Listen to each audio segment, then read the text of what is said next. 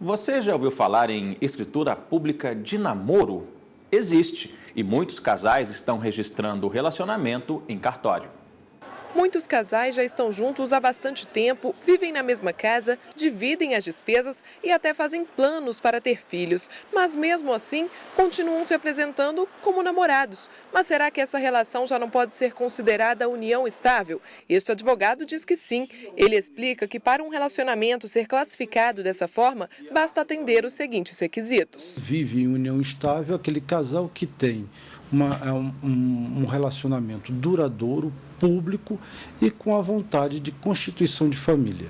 E é preciso ficar atento, porque as pessoas que vivem em união estável têm as mesmas obrigações de quem é casado. No caso de separação, é possível pedir, por exemplo, partilha de bens e pensão. Pensando nisso, muita gente tenta se precaver.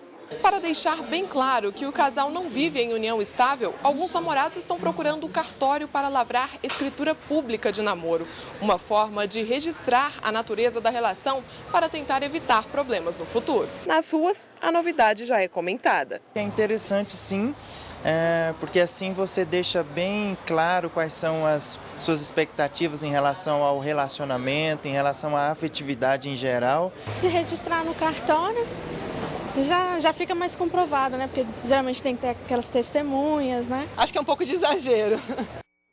Será mesmo um exagero? Para falar mais sobre o assunto, nós recebemos aqui no estúdio a advogada Renata Vilas Boas, especialista em direito de família. Renata, boa tarde, obrigado pela sua participação. É um exagero ou não? Boa tarde.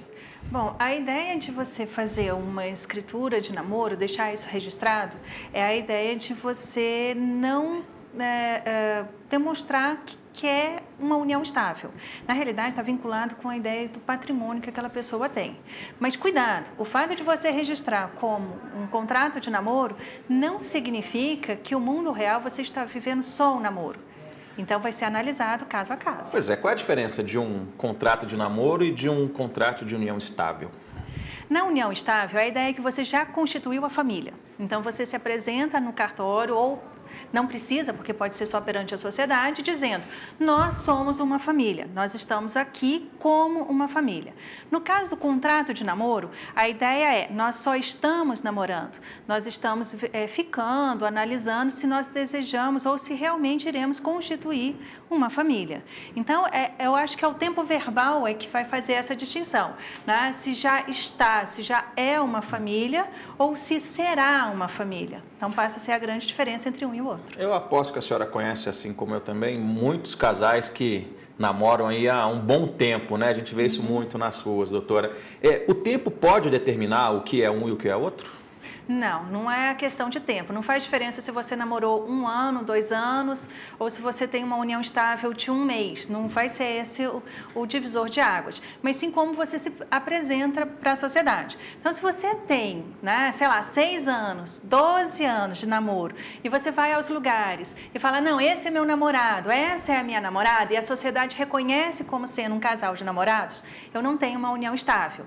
Se você tem 1 mês e você fala: não, essa é minha companheira, esse é meu companheiro, eu já estou demonstrando para a sociedade qual é o tipo de relacionamento que eu estou vivendo. E os namorados que moram juntos? Da mesma forma que eu tenho casos de namorados que moram juntos, eu tenho união estável em que eles não moram juntos. Então, também não vai ser esse o divisor de águas. É o que eu estou dizendo.